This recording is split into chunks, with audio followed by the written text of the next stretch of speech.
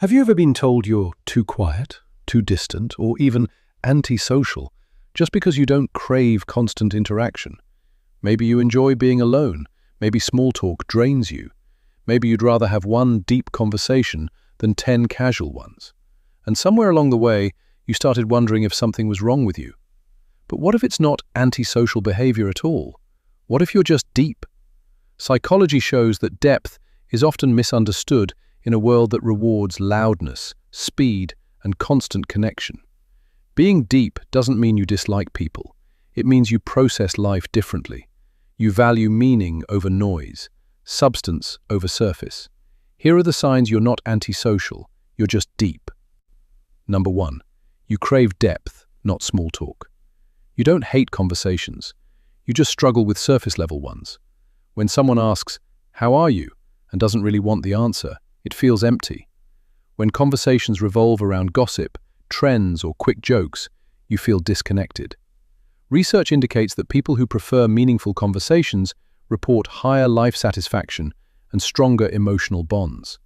Depth-oriented individuals often feel more energized after discussing ideas, emotions, or life experiences, rather than casual chatter.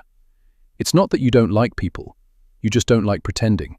You want to talk about fears, dreams, the meaning behind things, and when you find someone who can meet you there, you light up. That's not antisocial, that's selective depth.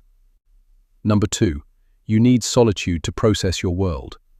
After social events, you don't feel bored, you feel overstimulated.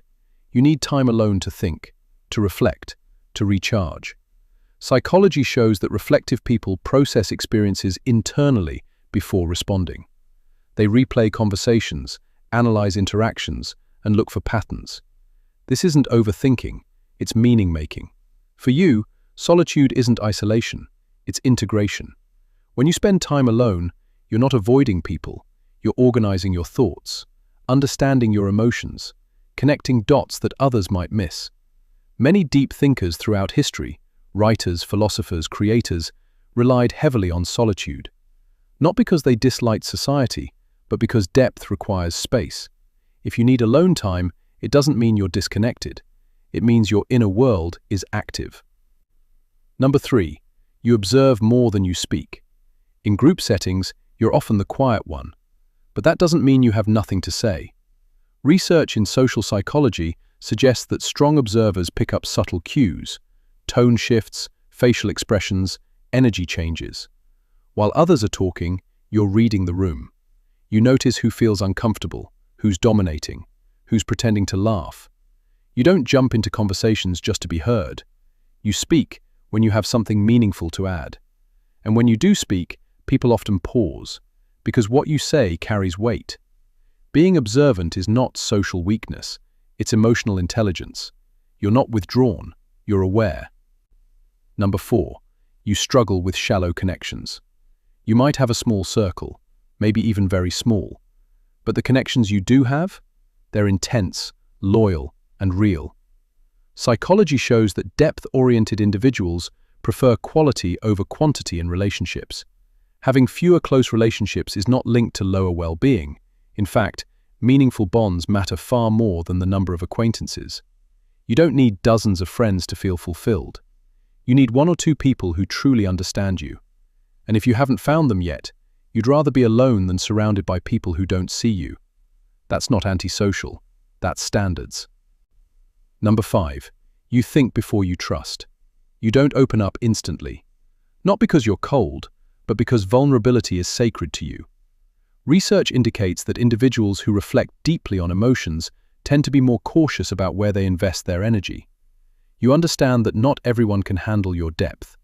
Not everyone values authenticity, so you take your time.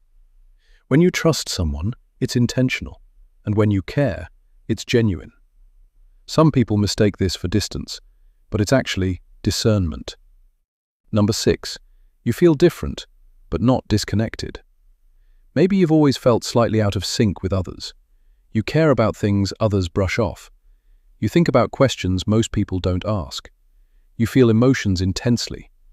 And sometimes, that makes you feel alone. But research on personality differences shows that depth often correlates with higher self-awareness and empathy. You don't just experience life, you examine it. While others are distracted, you're reflecting. While others move on quickly, you process fully. That difference isn't a flaw, it's perspective. The world often celebrates extroversion and constant visibility. But depth is quieter. It doesn't shout. It doesn't compete. It listens. It reflects. It understands. So, if you've ever felt misunderstood because you don't thrive in loud rooms, if you've questioned yourself for needing space, if you've been labeled antisocial when you simply prefer meaningful over many, maybe there's nothing wrong with you. Maybe you're just deep. And depth is rare. It's the kind of trait that builds strong relationships, original ideas, emotional strength, and powerful self-awareness. You don't have to change your nature to fit a louder world. The right people won't see you as distant. They'll see you as thoughtful, intentional, grounded. So instead of asking, "Why am I like this?" maybe ask, "How can I honor this?" Because when you embrace your depth, it becomes your strength, not your insecurity. If this resonated with you, it's not an accident. There are more insights about personality, hidden traits, and the psychology behind how you experience the world.